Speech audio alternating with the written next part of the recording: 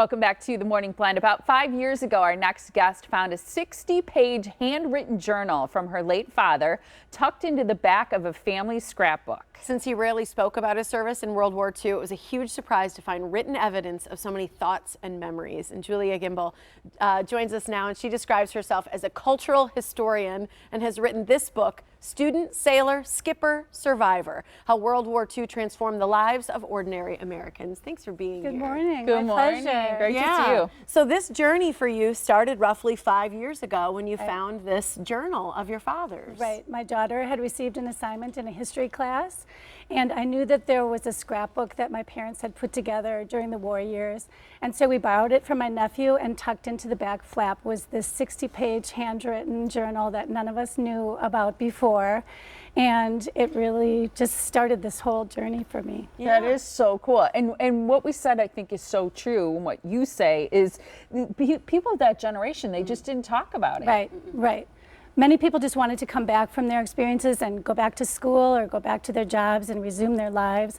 Of course, they married, a huge baby boom after that, and they just wanted to put the war years behind them. Yeah. Yeah. I want to know a little bit about how you felt reading those personal thoughts and those memories, because that's really such a unique inside look into someone's experience. Yeah, well, it was bittersweet because my father had passed away when we discovered the journal, and he had so much to say about it, and I did feel a momentary guilt about why didn't I ask him these things when he was alive? So everybody should record their thoughts, or at least talk to their children about their life experiences. It's so important. But also I felt closer to him because the more I discovered about the things that he'd written in the journal, it was as if we were having a conversation, even though we weren't actually having a conversation. So by the time the book was ended, I almost didn't want to finish it because I felt like that conversation really would be over. Yeah, I totally get that. Were there any things about what he wrote, what he said in the journal, that truly surprised you? I think what it was his fear that there would be revisionist history about the war, and that, you know, he just even saw it in his later years of his life, how people viewed some of the things that the Americans did to end the war and so forth. And he just hoped that the people who served were the ones who would be able to keep that record straight, and that we wouldn't change things and judge them based on what was the reality of the time. Interesting. Yeah. That's very interesting. Yeah. How did you go about then researching the rest of the book? Because this is what's fascinating to me, is that this has become a big part of your life. Yes, it has. So the first thing that happens, like any person, you hit the Google, right? Yeah. And you're down these rabbit holes of different people writing about these topics that you never heard about before. So that's, you know, a lot of places that I started was right online. My local library was great too, because if any library has a lot of good resources about of the battles and the dates and the generals and those types of things about the war, but not so much what I was looking into, which was more the lived experience of these people. Then I was able to meet some veterans who kind of became like surrogate dads to me, and I would call them up if I had a question. Hey, Dad said this, and what's that? And they explained a lot of the military nomenclature to me and corrected me when I had misunderstood something that I researched.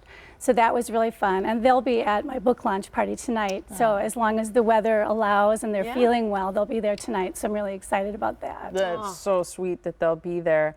What about the Facebook page? Oh, yeah. So a few years ago, when I first was actually thinking this might become a book, an agent that I met with said, it would be great if you had a social media presence. And I thought, yeah, that would be great. So I went home and I made myself. Let my kids help me with that. I made a Facebook page, and I now have almost 13,000 followers. Wow. I don't share too much of what's in the book because I want people to actually purchase the book and support my publisher. But every week I post about 3 different things, and it's always interesting stories that aren't as known about World War II. Everything from articles about Coca-Cola to you know, famous people. Clark Gable was one of my posts last week, and there's a lot of great commentary between the followers on the page, and it's really been fun and rewarding to have that presence. And all of them just feel like history should be, you know, more forward in our thoughts, and that, you know, it should be taught more in school in an interesting way. Yeah. I think it's fascinating. So tonight people can join you at Yes. the War Memorial. Yes, everybody's welcome. Yep, at the War Memorial Center. It's tonight from 5:30 to 7:30. You're going to have the 2 veterans there. Yes. Permitting. Milwaukee County War Memorial Center, which you know is right on Lincoln Memorial Drive. The website to get your book is also juliagimbel.com. But head on out tonight between 5:30 and 7:30 for the big launch party. It'll be incredible to hear a little bit more and meet those veterans as well. And where can people find you on Facebook? It's for the Julia book? Wrights, WWII. So if they look for Julia Wrights World War II, I'll pop up because Okay. that's me, the one with all those followers. Yeah. So yeah, please join us. It's been really fun online. Congratulations. Good for you. Thank you so much, Yeah. ladies. Thanks I for really sharing it appreciate with your us. letting me share my story. Absolutely. Love Thank it. you so much. And stay put for a second here.